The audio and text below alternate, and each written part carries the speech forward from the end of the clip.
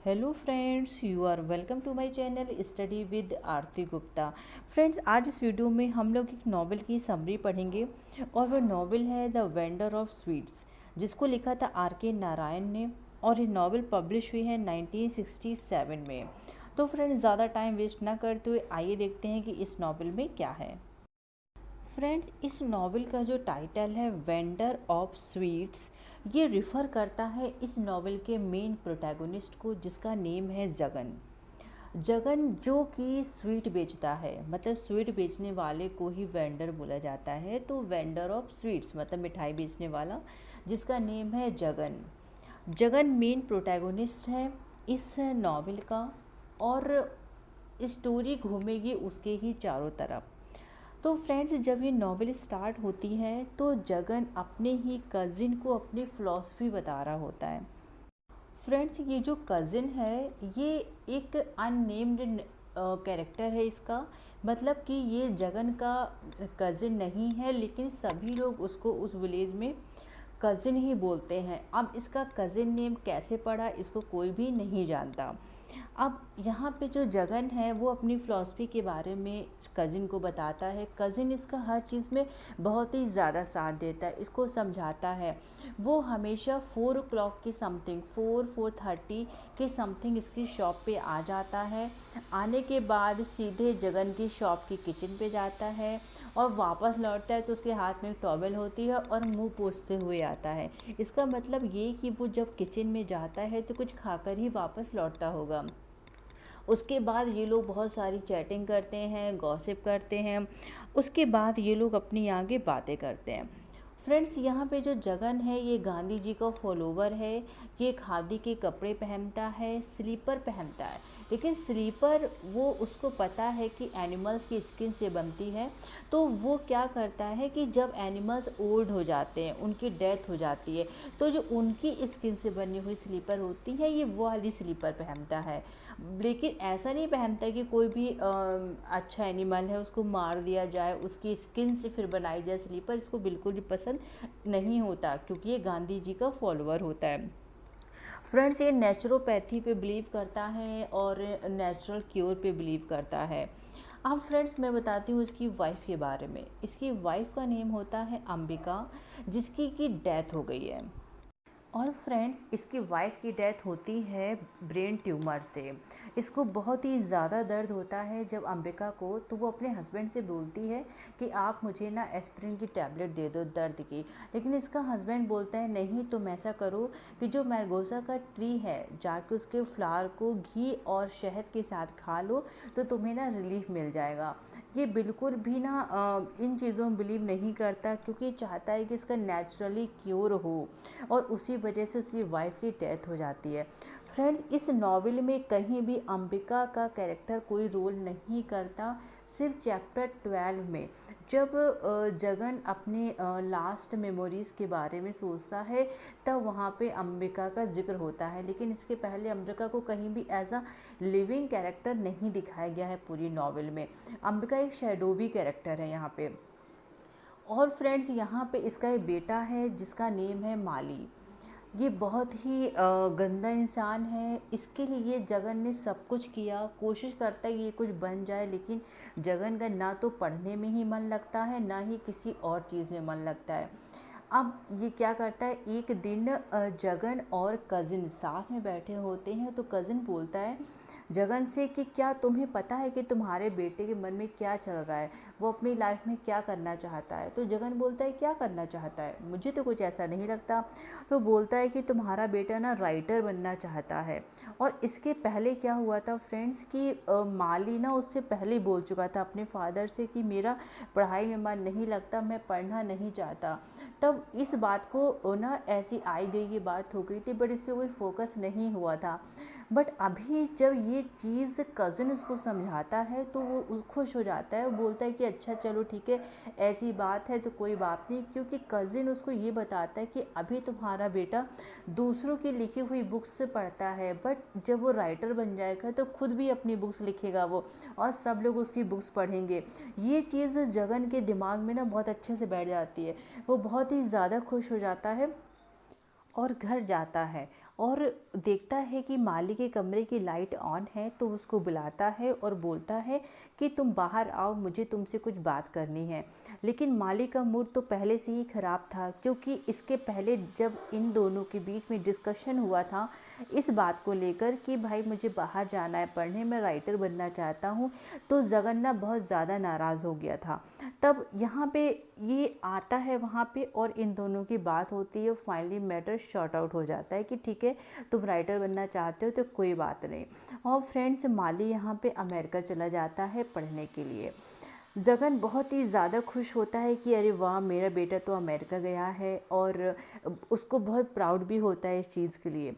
वहाँ से माली लेटर भेजता है लिख के। जगन बहुत खुश होता है लेटर पढ़ के, इवन वेट करता रहता है कि कब माली का लेटर आएगा।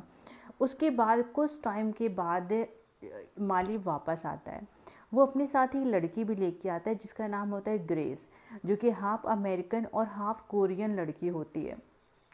अब इनसे बात करने के बाद इनको ये लगता है कि ठीक है, चलो कोई बात नहीं, ये दोनों आए हैं, इन दोनों ने शादी कर ली होगी, तो ये घर पे रहना स्टार्ट कर देते हैं। जो ग्रेस थी वो तो half American and half Korean थी, बट वो पूरी कोशिश कर रही थी कि वो इंडिया की इस लोकेलिटी में अपने घर में वो अच्छी तरह से शिफ्ट हो जाए। तो वो एज अ इंडियन गर्ल की तरह पूरी तरीके से घर की सफाई करती, बर्तन भी खुद साफ़ करती थी और खाना सर्व करती थी। उसको इस तरीके से रहना बहुत अच्छा लगने लगा था। इवन वो साड़ी भी टक करना सीख रही थी कि हाँ, इवन साड़ी कैसे पहनी जाती है। जगन जब जब ग्रेस को देखता तो उसको बहुत ही ज़्यादा खुशी होती है कि चलो कुछ भी हो, ये ट्राई तो कर रही है इस घर में शिफ्ट होने की। इसलिए वो हमेशा उसको, ग्रेस को ना, गुड गर्ल कह के बुलाया करता था, क्योंकि उसकी हैबिट्स बहुत ही अच्छी थी। उसको क्लीनलीनेस बहुत ही ज़्यादा पसंद थी। वो मतलब एक as a perfect housewife वो पूरा घर का काम बहुत ही अच्छे से करती थी। बट अब माली यहाँ पे अपने फादर को बोलता है कि मैं आपकी शॉप पे काम नहीं करना चाहता, मतलब मैं आपकी शॉप पे नहीं बैठना चाहता। जबकि जगन का ये पूरा मन था कि माली ही मेरी शॉप संभाले मेरे बाद। लेकिन माली को ये काम बिल्कुल पसंद नहीं, तो वो बोलता है कि मैं अमेरिकन के साथ ना अपना न्यू मशीनरी बिजनेस स्टार्ट करना चाहता हूँ, और मैं चाहता हूँ कि आप उसमें मेरी फाइनेंशियली हेल्प करें। जगन इस बात पे कुछ भी नहीं बोलता और वो वहाँ से चला जाता है। इन लोगों के बीच में काफ़ी बहस होती है, घर का माहौल बहुत ही ज़्यादा टेंसफुल हो जाता है। जगन यहाँ पे बहुत ही ज़्यादा टेंसफुल तब और हो जाता है जब उसको ग्रेस घर पे नज़र नहीं आती। तो ये माली से पूछता है कि बताओ ग्रेस कहाँ है। तो ये बोलता है कि मुझे क्या पता ग्रेस कहाँ है, उसकी जहाँ खुशी होगी वो वहीं जाएगी, क्योंकि वो इस घर में एज अ मेड काम करने नहीं आई है, वो तो यहाँ पे अपनी कंपनी इस्टेब्लिश करने आई थी। वो बहुत ज़्यादा परेशान हो जाता है। उसको लगता है कि मुझे एक बार ग्रेस से ज़रूर बात करनी चाहिए। ये सारी कंडीशन अपने कज़िन को बताता है, आप उसको फ्रेंड भी बोल सकते हो। और कज़िन यहाँ पे कहता है कि ठीक है, तुम चाहो तो मैं कुछ अरेंजमेंट करता हूँ और मैं तुम्हें मिलवाता हूँ। फाइनली इसकी मुलाकात होती है ग्रेस से। जब ये ग्रेस से मिलता है, ये घर जब पहुँचता है, अभी ग्रेस इसको नहीं मिली है, तो उसका पूरे घर का लुक चेंज मिलता है इसको। तो ये वहाँ से देख के समझ जाता है कि नहीं, घर पे ग्रेस वापस आ गई है, क्योंकि वो उसकी जो हैबिट थी काम करने की, उसने पूरे घर को क्लीन कर दिया था। Everything was very perfect in that house. अब क्या होता है, ग्रेस ये जाता है और ग्रेस के रूम पे नॉक करता है। ग्रेस बाहर आती है तो बोलती है कि आप इस टाइम पे कैसे, आप तो इस टाइम पे घर वापस नहीं आते हो शॉप से। तो ये पूछता है कि तुम इतने दिन तक कहाँ रही थी। ये कोई जवाब नहीं देती, उसका फेस एकदम रेड हो जाता है। और भी 2 3 4 क्वेश्चन पूछता है, लेकिन ग्रेस एकदम साइलेंट रहती है, उसका फेस रेड होता है। तो जगन को ये फील होता है कि अगर अब मैंने कुछ और क्वेश्चन पूछा तो डेफिनेटली ये रोने लगेगी। तो वो कहता है ठीक है, मैं अभी जा रहा हूँ शॉप पे, लेकिन मैं वापस जब शाम को आऊँगा तब तुमसे इस मैटर पे खुल के बात करूँगा। वो कुछ नहीं बोलती, वो पीछे पीछे जाती है डोर बंद करने के लिए, और डोर पे बोलती है कि मेरी और माली की शादी नहीं हुई है। जैसे ही फ्रेंड्स ये बात जगन सुनता है, उसके तो पैरों तले से ज़मीन खिसक जाती है। उसको लगता है ये क्या, मेरा घर तो अपवित्र हो गया, क्योंकि वो दोनों लिविंग रिलेशन में रह रहे थे। अब ये जगन को लगता है कि अब मुझे घर पे किसी हाल में नहीं रहना है, मैं यहाँ से हर हाल में छोड़ के घर चला जाऊँगा। इतने में क्या करता है, सोचता है कि मैं इतनी जल्दी कहाँ जाऊँगा, तो ये अपने लिए ना पीछे वाला दरवाज़ा सेट करता है कि मैं पीछे वाले दरवाजे से आऊँगा जाऊँगा, जहाँ पे माली और उसकी वाइफ, मतलब वाइफ नहीं थी, उसकी गर्लफ्रेंड रहते हैं, मैं वहाँ से पूरा बंद कर लूँगा, मैं इस साइड रहूँगा और माली और ग्रेस उस साइड रहेंगे। लेकिन फ्रेंड्स इसका बिल्कुल भी मन नहीं लगता, इसको बहुत गुस्सा आता है और ये टाइम टू टाइम ना इसको अपनी वाइफ की भी बहुत याद आती है। अब फ्रेंड्स ये जगन अपना सामान पैक करता है और कुछ ज़रूरी चीज़ें लेता है। उन ज़रूरी चीज़ों में जैसे कि उसका चरखा हुआ और उसकी चेक बुक और भी उसकी अदर चीज़ें। अब वो सामान पैक करने के बाद सोचता है कि मैं अपने घर की चाबी किसको दे दूँ। तो पहले सोचता है कि मैं जाके अपने भाई के यहाँ दे दूँ चाबी। फिर वो सोचता है कि अगर मैं अपने भाई के घर गया तो ना उसका घर भी अपवित्र हो जाएगा, क्योंकि मैं भी अपवित्र हो चुका हूँ ग्रेस और माली के साथ रह के, क्योंकि वो दोनों मैरिड कपल नहीं थे और वो इतना ही गंदा काम कर घर पे कर रहे थे। दोनों as a husband and wife रह रहे थे, बट वो दोनों लोग मैरिड नहीं थे। फ्रेंड्स जब वो ये सोच ही रहा होता है कि उसको रास्ते में कज़िन मिल जाता है जो कि साइकिल से आ रहा होता है। इसने इसको फर्स्ट टाइम साइकिल पे देखा था कज़िन को। तो कज़िन बताता है कि हाँ, मैंने अपने पड़ोस में किसी से साइकिल ले ली है क्योंकि मुझे बहुत ही ज़्यादा जल्दी थी, और मैं तुम्हें ये बताने आया हूँ कि जो माली है उसको पुलिस ने अरेस्ट कर लिया है क्योंकि उसकी गाड़ी में शराब की बोतल मिली थी। तो यहाँ पे जगन बोलता है कि अच्छी बात है, उसको कुछ दिन ना वहीं पे ही रहने दो, वो वहीं के लायक है। कुछ दिन रहेगा तो शायद उसको अपनी गलतियों का एहसास हो जाए, जो भी उसने अपने लास्ट टाइम किया है। उसने अपनी वाइफ को भी छोड़ दिया, ये सब चीज़ें बोलता है। तो कज़िन बोलता है कि अभी उसको हम लोगों की ज़रूरत है क्योंकि लॉयर ने 2000 रुपीज़ की डिमांड की है। तो जगन अपनी चेक बुक से 2000 रुपीज़ की चेक उसको देता है और बोलता है कि तुम उसकी हेल्प कर देना, और अगर ग्रेस मिले तो ग्रेस से बोलना कि अगर वो अमेरिका वापस जाना चाहे तो अमेरिका वापस जा सकती है, मैं उसके लिए टिकट खरीद दूँगा। तो यहाँ पे कज़िन बताता है उसको कि ग्रेस के फ्रेंड्स ने उसके लिए एक वर्क देख लिया है, तो वहीं पे वर्क करने जा रही है। तो बोलता है ठीक है, तुम उसको बोल देना अगर ज़रूरत हो तो वो बताए, क्योंकि वो बहुत ही अच्छी लड़की है, क्योंकि वो एक गुड गर्ल है। और इसके बाद बोलता है कि मैं यहाँ से जा रहा हूँ।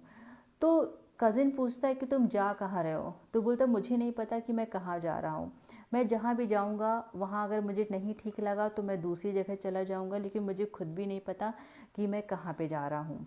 और इसके बाद बोलता है कि अब तुम्हें वो शॉप संभालनी है, ये तुम चाबी का गुच्छा रख लो, जब तक उस शॉप को माली नहीं ले लेता तब तक तुम्हें ही खोलना है उसको टाइम पे, जैसे कि वो हमेशा से खुलती रही थी। और फ्रेंड इसके बाद यहीं पे नॉवेल ख़त्म हो जाता है। अब फ्रेंड्स ये तो थी मेन स्टोरी, अब इसके कुछ माइनर कैरेक्टर्स हैं। जैसे कि एक कैरेक्टर है चिन्ना दुराई।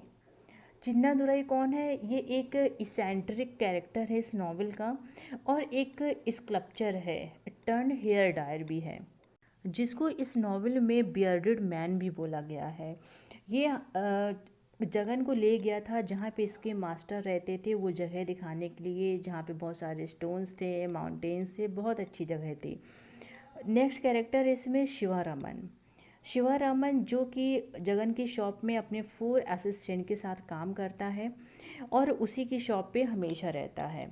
उसके बाद एक नेक्स्ट कैरेक्टर आता है गफ्फार का, जो कि टैक्सी ड्राइवर है। इसी की टैक्सी से ही जगन लास्ट में छोड़ के घर चला जाता है।